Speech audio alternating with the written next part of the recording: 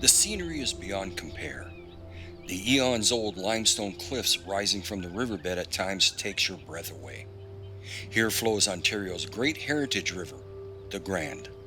Imagine fly fishing in its quiet stretches, matching wits with some of the finest brown trout in one of Canada's premier fly fishing destinations.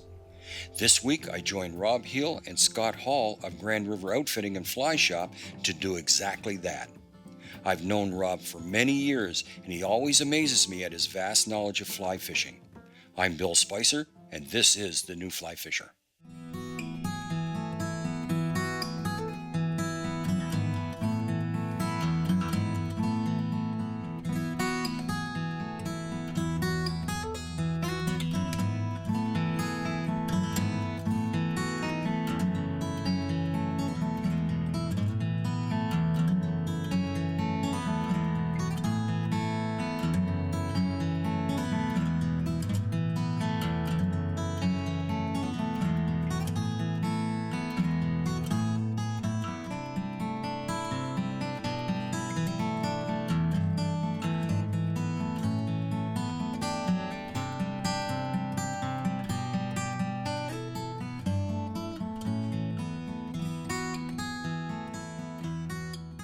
The New Fly Fisher has been made possible thanks to the support of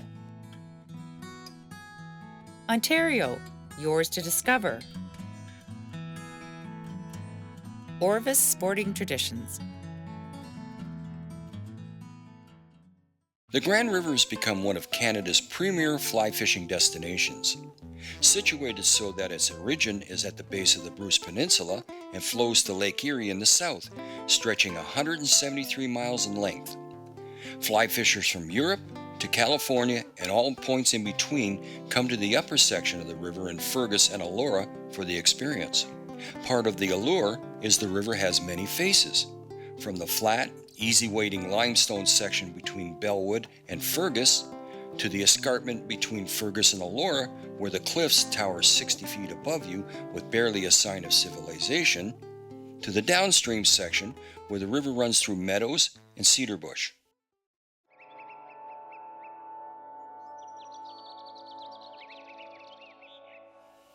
We're meeting Rob Heel on the river at daybreak. I'm excited as these are my home waters and it's been a few years since I've fished them.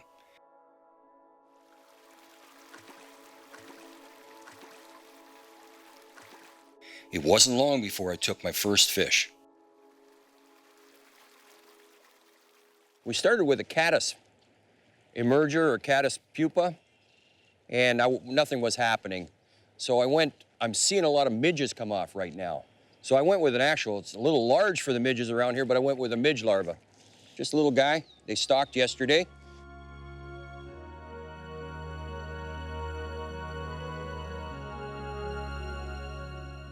Although we did see some insect activity, we didn't see any rising fish. When this happens, you're far better off fishing subsurface. Watch as Rob Heel shows us the proper technique for fishing a nymph. So Bill and I have been primarily high-stick nymphing this morning with indicators and weighted rigs. And it's a great technique for probing for fish when there's no hatch or little hatch activity on. It's a great way to just find fish that are feeding subsurface. So what I do is I typically start out with a short length of line and fish that out. And with each subsequent cast, I add about a foot of line to my cast, so I'm constantly showing the fly to more fish. The main things that you need to keep in mind when you're nymphing, you want to try and keep as much of the fly line off the water as you can. The currents will dictate how you need to mend, but as you see here, I'm keeping as much of the fly line off the water, and what that's going to do is it's going to greatly reduce the drag on the indicator, which is going to affect the drift of the fly. You want this fly going in a drag-free, very natural presentation. The nymphs, for the most part, don't swim that strong. So they're at the mercy of the current, And you've got to get your fly doing that. If it's riding too high or swimming across the current, it doesn't look natural to the fish. We've had pretty good success here with this technique this morning.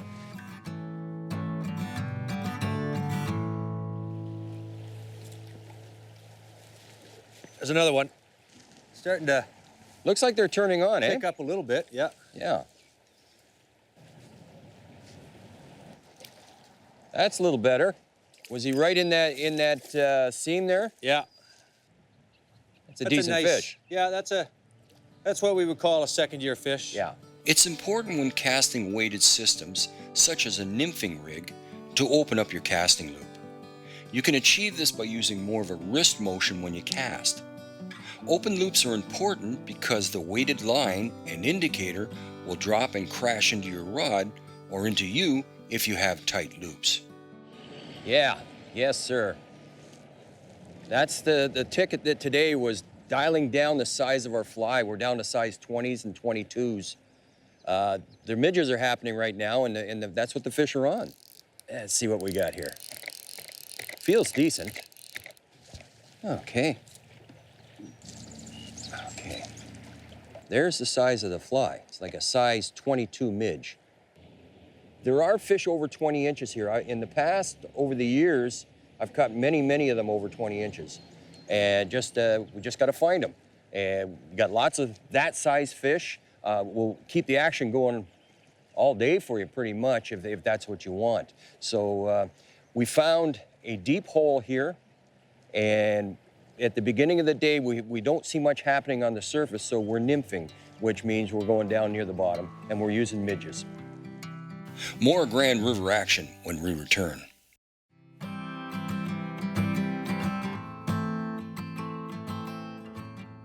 Fly fishing traditionally was always looked upon as more of a, I would have to say, kind of an expensive sport to get into. But what our shop has always tried to do is make it very affordable for anyone. We have starter packages starting fly rod, reel, and case for $220, and a set of waders for $100. So really, it's not a whole very expensive sport to get into.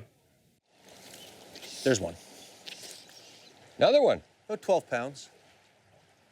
I'm thinking with the shadows the way they are, the fish are going to be moving into that faster run. Yeah, I think so too. Robbie's got him surrounded right now. Nice fish, though. We like seeing those. It tells us that the fish that we're stalking are surviving. Yeah. The Grand River tailwater and the fishery came to be almost by accident due to a retrofit to the Shan Dam to create a bottom draw dam. We then had a cold water fishery. So the Shan Dam affects about 22 kilometers and keeps the water temperatures colder than average throughout the late spring and into early summer. The original stocking program, or the pilot program, has flourished, and local conservation groups stock it to the tune of 25,000 fish a year. And those fish have grown to trophy Hallwanger proportions. We catch 20 to 25 inch trout regularly, although the real bread and butter fish are those sort of 11 to 17 inch fish that are very common. The hatches on the river are exceptional. From late April all the way into September, we can expect dry fly fishing almost daily, but we can also go after them during high water conditions with large streamers, and it really is a textbook nymphing river, as many tailwaters are. So there's nothing that you can't do on this river.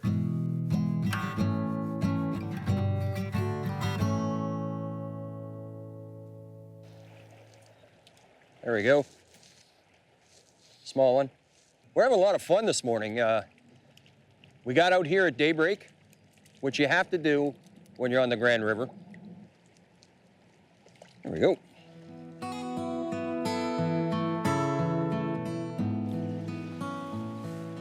Another one. That's a better fish. That's a good fish there. Yeah, that looks good. That looks really good. Right about there. There we go. Yeah. I just felt, that's a decent fish, Rob. That's a decent fish. Now this is what we've come for.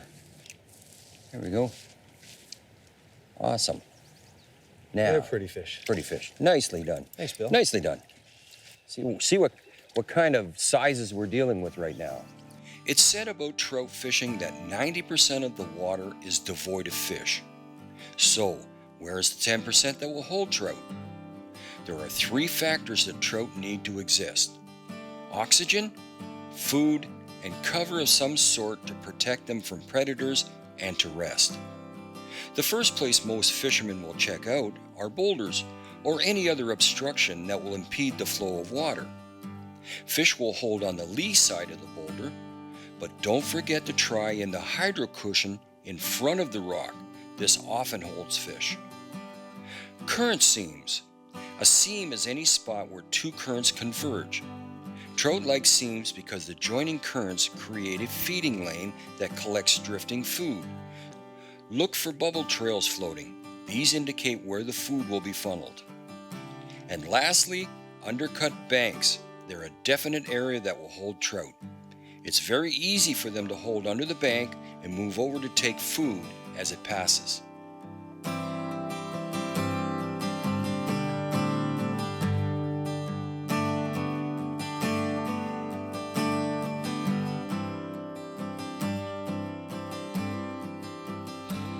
Another small stalker. Now, if you turn a fish upside down like that, they calm down. It's when you turn them over that they get active. There we go. Fergus has a lot to offer. It has some of the most beautiful bed and breakfasts in the area. Being just an hour outside of Toronto, you'd think that you were in a beautiful, just amazing little town. Fergus, some of the history of Fergus, it's a Scottish town, so it wouldn't be odd for you to be walking down Main Street and see somebody walking in a kilt. It's got some of the most amazing Irish pubs, right on the river, so you could sit outside in the patio and actually just sit there and listen to the river flow by as you're having a beautiful lunch and a nice cold beer.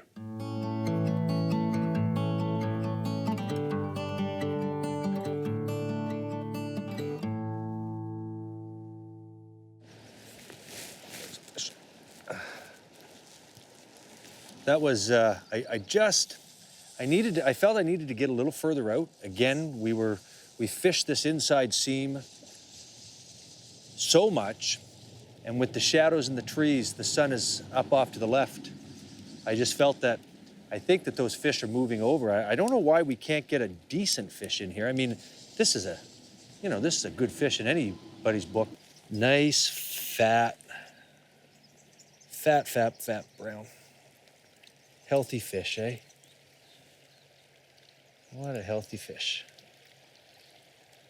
Go in there. What did you just spit up?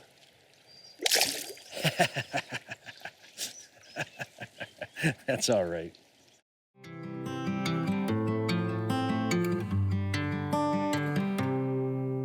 Our guiding covers most of South Central Ontario, and we target smallmouth bass, trout, steelhead, and muskie on most of the rivers. And we offer both walk and wade and drift boat trips on all of the major systems, most of the major systems in South Central Ontario, from Georgian Bay to Lake Huron and even down to Lake Ontario.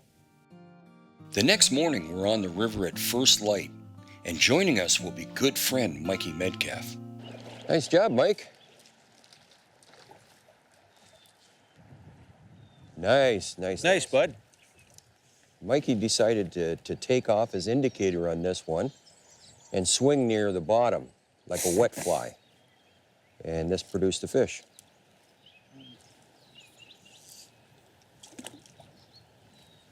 Away it goes.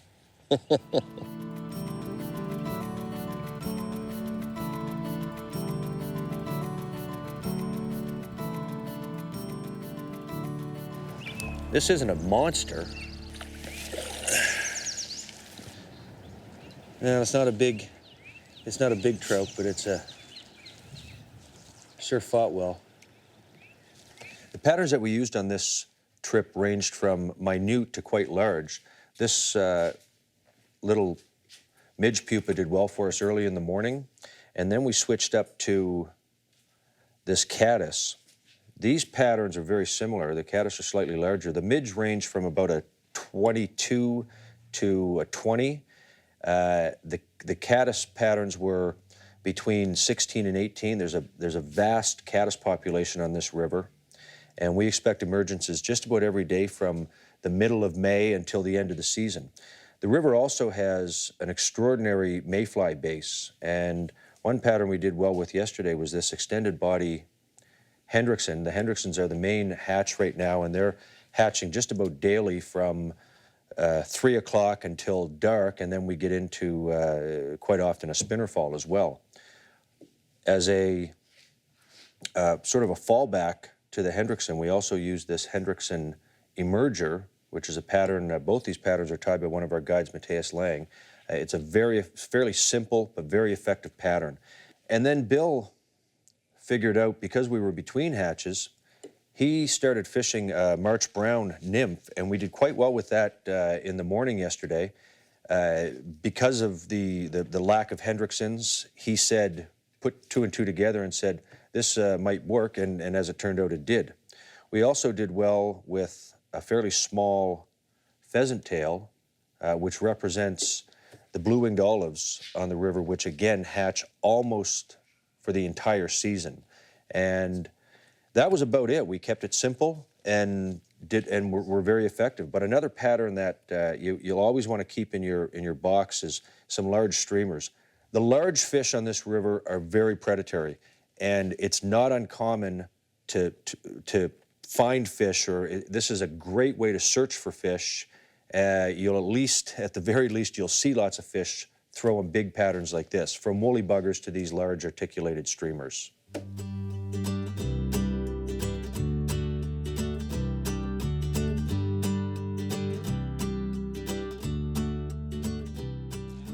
And there, wow, I just lost a big one. That was a good fish. That was a big fish. Oh my goodness. Oh, I saw I that. seen him roll. What do you got on? Pheasant tail. Okay. Size 18.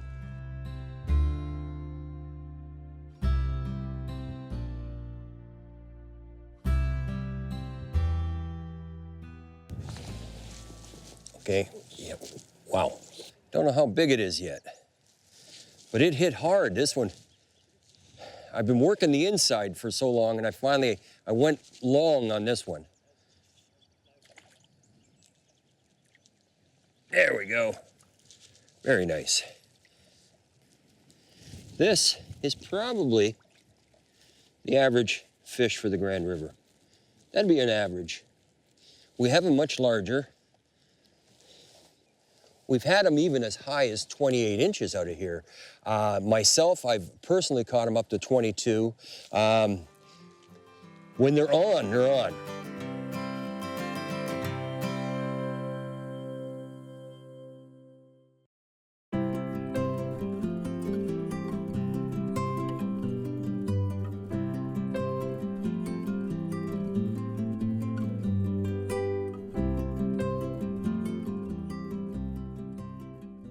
Now, I usually advise people when they're nymphing to keep the distance short between you and your indicator.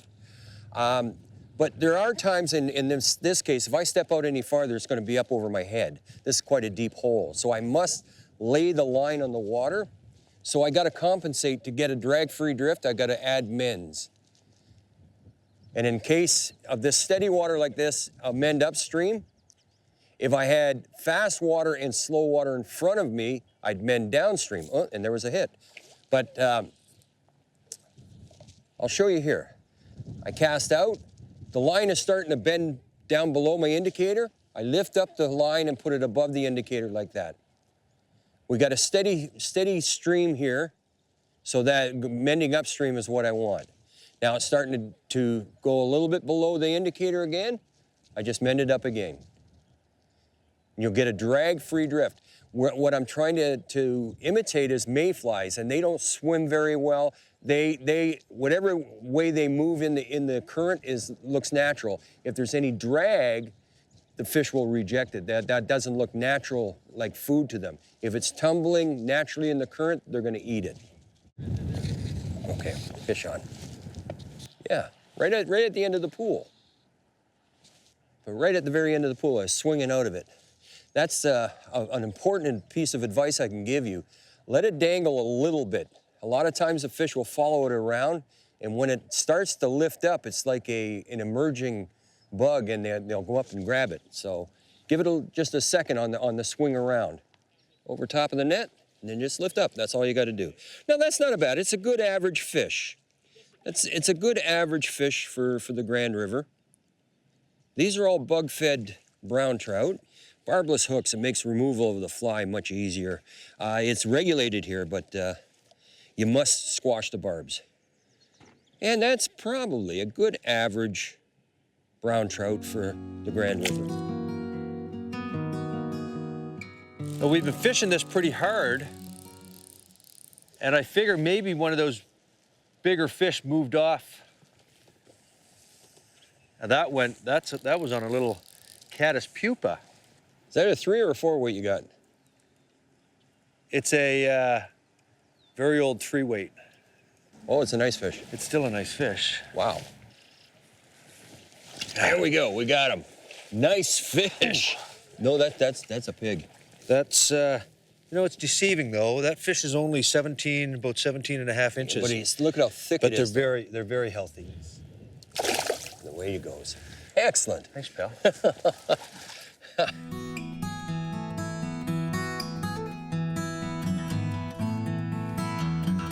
That's all the time we have for this week. I had a wonderful time on the Grand River. I want to thank Rob Heel, Scott Hall, and Tanya Elliott for their hospitality. I highly recommend you give them a call for your next fishing excursion in Southern Ontario. Don't forget to check us out on YouTube, Facebook, and our website, thenewflyfisher.com. From all of us here at The New Fly Fisher, thanks for joining us. Tight lines, and we'll see you next time.